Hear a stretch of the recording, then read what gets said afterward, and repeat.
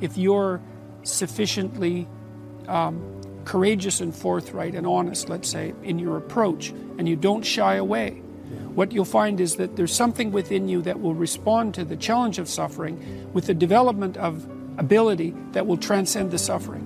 So the pessimism is, yeah, well, life is rife with problems at every level. But the upside is, if you turn and confront that voluntarily, that you'll find something in yourself that can develop and master that. And so the optimism is nested in the pessimism. And that's extremely helpful to people, especially people who are struggling, because they think, oh my God, life is so difficult. I don't know if I can stand this. There must be something wrong with me. Does anybody else feel this way? And you can say, yes, everyone feels that way at some time. But that's, and it is as bad as you think, but you're more than you think you are. You're more than you think you are. And what I really like about this too is it's very much in keeping with the clinical data. So for example, what you do as a clinician, as a clinical psychologist, as a psychiatrist, as any mental health professional who's well trained, is if people are afraid of something that's standing in their way as an obstacle, like maybe you're trying to develop your career and you're afraid of public speaking. Well, I could try to calm you down about your fear and protect you from the challenge that would be associated with public speaking. You say, well, you never have to do that. Or I could say, no, look, you have to learn to present yourself more effectively in public if you're going to develop your career. And you're afraid of it. So let's break down what you're afraid of into 10 steps or 20 steps until we can find a step that's small enough so that you can actually master it. And let's assume that with 3 years of diligent practice that you could become a competent public speaker, at least one that isn't terrified. And with 5 years you could become an expert. And let's decide how relevant that is to your future prosperity and thriving. And then let's assume that if you break it down properly and take it on step by step in this incremental way that we discussed, that you'll actually master every single bit of it. And the thing that's cool about that is all the clinical evidence shows it works. And not only that, that's actually how you learn in life. Like when you bring a child to the playground and the child is apprehensive about making new friends, you say, okay, well, look, kiddo, stick around me for a minute or two and just watch what's going on. It's like, and the child will calm down. You say, okay, now go 5 feet away. Just go out there a little bit and just see how it goes. And stay out there as long as you can. And if you need to come back for a hug, then no problem. It's like, so then the child can go out 10 feet. And they come back. You say, okay, well now, maybe just go over there and watch those kids. And the child will go out and then come back. And so that's it. It's the child's going out to where they're afraid, seeing that they can master it, and then coming back. So I figured something out that I thought I'd tell you about. This took me like 30 years to figure out, and I figured it out on this tour. So there's this old idea, that you have to rescue your father from the belly of the whale, right? From some monster that's deep in the abyss. You see that in Pinocchio, for example, but it's a very common idea. And I figured out why that is, I think. So imagine that we already know from a clinical perspective that, if you set out a path towards a goal, which you want to do because you need a goal and you need a path, because that provides you with positive emotion, right? So you set up something as valuable, so that implies a hierarchy. You set up something as valuable. You decide that you're going to do that instead of other things, so that's kind of a sacrifice, because you're sacrificing everything else to pursue that. And then you experience a fair bit of positive emotion and meaning as you watch yourself move towards the goal. And so the implication of that is the better the goal, the more full and rich your experience is going to be when you pursue it. So that's one of the reasons that's one of the reasons for developing a vision and for fleshing yourself out philosophically, because you want to aim at the highest goal that you can manage. Okay, so you do that, and then what you'll find is that as you move towards the goal, there are certain things that you have to accomplish that frighten you. Maybe you have to learn to be a better speaker, a better writer, a better thinker, or you have to be better to people around you, or you have to learn some new skills and you're afraid of that, whatever, because it's going to stretch you if you pursue a goal, and so that'll put you up against challenges. Okay, so all the clinical data indicates, well, the opposite of safe spaces, as Jonathan Haidt has been pointing out, that what you want to do when you identify something that someone is avoiding that they need to do because they're afraid, you have them voluntarily confront it. And so you break it down. What you try to do, if you're a behavior therapist, is you break down the thing they're avoiding into smaller and smaller pieces until you find a piece that's small enough so they'll do it. And it doesn't really matter as long as they start it. then they can put the next piece on and the next piece. And what happens is they don't get less afraid, exactly. They get braver. They get, it's like there's more of them. And here's why. So imagine you do something new, and that's informative, right? There's information in the action, and then you can incorporate that information and turn it into a skill and turn it into a transformation of your perceptions. So there's more to you because you've tried something new. So that's one thing. But the second thing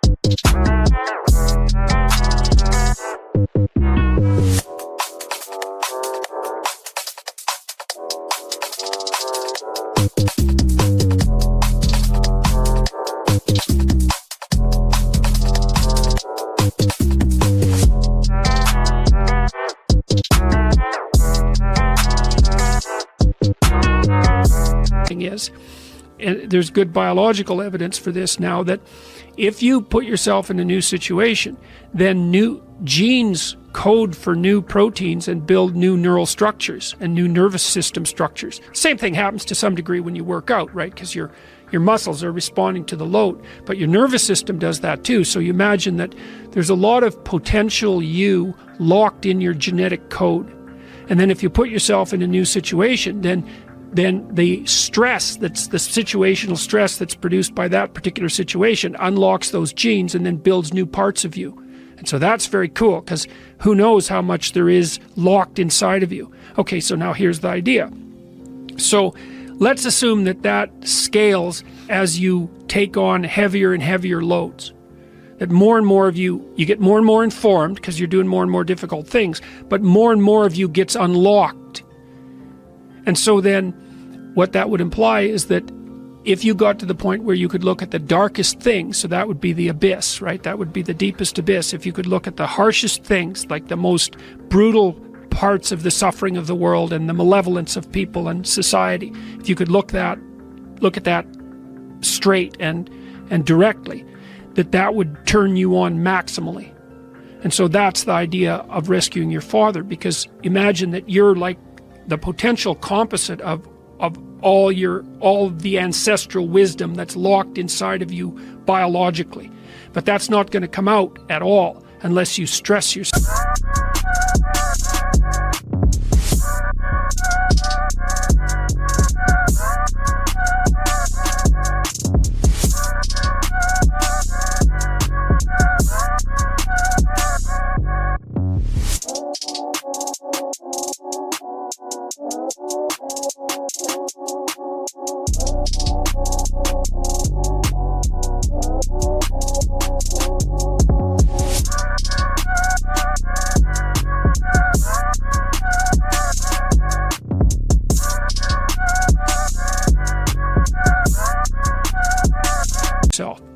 Unless you challenge yourself. And the bigger the challenge you take on, the more that's going to turn on. And so that as you take on a broader and broader range of challenges and you push yourself harder, then more and more of what you could be turns on, and that's equivalent to transforming yourself into the ancestral father, because you're like what would you call it? You're the consequence of all these living beings that have come before you, and that's all part of your biological potentiality. And then if you can push yourself, then all of that clicks on, and that turns you into who you could be. That's the re-representation of that positive ancestral father. So that's why you rescue your father from the belly of the beast. Another thing I've often asked my undergraduate classes is, there's this idea that people have a conscience. And you know what the conscience is. It's this feeling or voice you have in your head just before you do something that you know is stupid, telling you that probably you shouldn't do that stupid.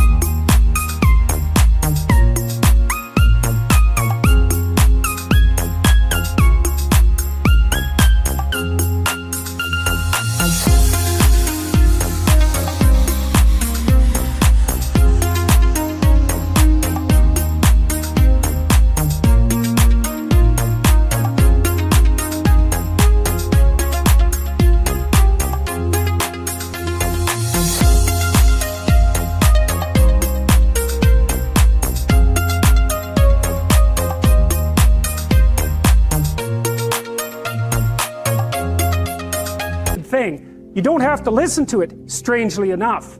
But you go ahead and do it anyways, and then, of course, exactly what the conscience told you was going to happen inevitably happens, so that you feel even stupider about it than you would if it happened by accident. Because you know, I knew this was going to happen, I got a warning it was going to happen, and I went and did it anyways. And the funny thing too is that that conscience operates within people, and we really don't understand what the hell that is.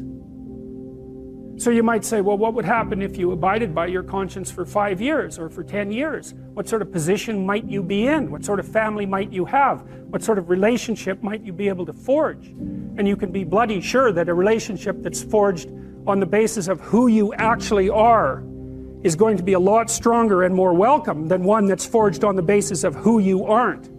Now, of course, that means that the person you're with has to deal with the full force of you in all your ability and your catastrophe, and that's a very, very difficult thing to negotiate. But if you do negotiate it, well, at least you have something, you have somewhere solid to stand, and you have somewhere to live. You have a real life, and it's a great basis upon which to bring children into the world, for example, because you can have an actual relationship with them instead of torturing them half to death, which is what happens in a tremendously large minority of cases. Well, it's more than that too, because, and this is what I'll close with, and this is why I wanted to introduce Solzhenitsyn's writings to you. You see, because it isn't merely that your fate depends on whether or not you get your act together and to what degree.